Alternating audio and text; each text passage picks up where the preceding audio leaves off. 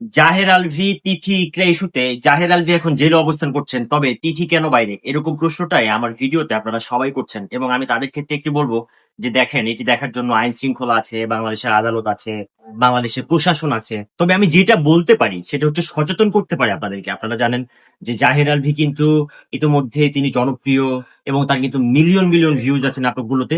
সেই সাথে যে ইকরা আছে, ইকরা কিন্তু চলে গেছে একদমই পরপারে। হয়তো তিনি কষ্ট পেয়েছেন, এই বিষয়গুলো হয়তো নিতে পারেন এবং আমরা দেখেছি, আমরা কিন্তু খুবই ইমোশনাল হয়েছিলাম এবং এই বিষয়টা নিয়ে কিন্তু আমাদের অনেকের চোখে জল এসেছিল।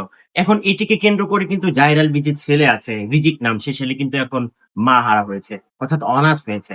তো সেই ছেলে কিন্তু মা পাচ্ছে না, বাবাকে পাচ্ছে না এবং কিছু আমরা সামাজিক যোগাযোগ মাধ্যমে দেখতে পেয়েছি যে দাদি তাকে লালন পালন করছেন। আসলে এরকম ছোট্ট একটি ছেলে, যে ছেলেটিকে দেখলে খুবই মায়া লাগে, যে ছেলেটিকে দেখলে কষ্ট লাগে, যেই ছেলে মায়ের এবং বাবার আদর পাওয়ার কথা ছিল, সেই ছেলে এখন তাদের আদর থেকে বঞ্চিত। পরিশেষে আমি একটি কথা বলবো, আপনি সংসারে কষ্ট পান, আপনি সংসারে দুঃখ পান, আপনার সংসার যদি না চলে, তো সেখান থেকে আপনি ইস্তফা দেন, সেখান থেকে আপনি সমাপ্ত হয়ে নতুন করে শুরু করতে পারেন।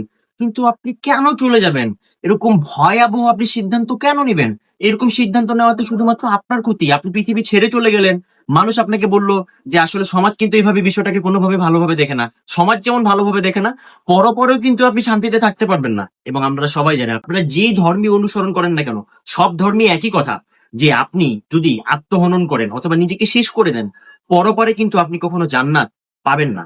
ঠিক আছে? তো এটির জন্য আমি বলবো যে আপনি যদি দুঃখ পান, কষ্ট পান, আপনার সাথে যদি অন্যায় হয়ে থাকে, সেজন্য আপনি আইনগত ব্যবস্থা নিতে পারেন, আপনি আপনার বিষয়গুলোকে জানাতে পারেন। তো তাই জন্য আপনি আপনার নিজেকে কেন শেষ করে দিবেন বাবা? আসলে ভালোবাসা প্রমাণ করতে গিয়ে নিজেকে শেষ করে দেওয়ার কোনোই মানে হয় না।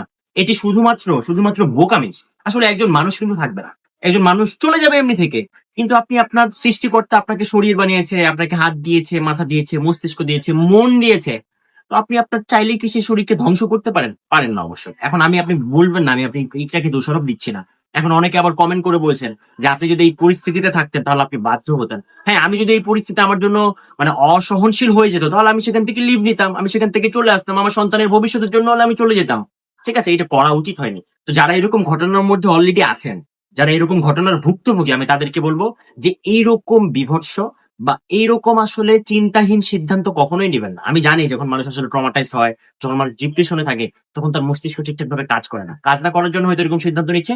কিন্তু আপনি, আমি, আমরা কেউ এই ধরনের সিদ্ধান্ত নিব না। সেই সাথে যারা আসলে এই ধরনের কাজগুলো করছে, অনৈতিক কাজগুলো করছে এবং দুইজন মানুষের ছাড়াও আসলে তৃতীয় কোনো মানুষকে নিয়ে আসছে, আমি তাদেরকে বলবো সাবধান হয়ে যান। না হলে এরকম পরিস্থিতি হয়তো জাহের আলভীর মতো আপনারও হতে পারে। যাই হোক, আমরা সবাই সতর্ক হই।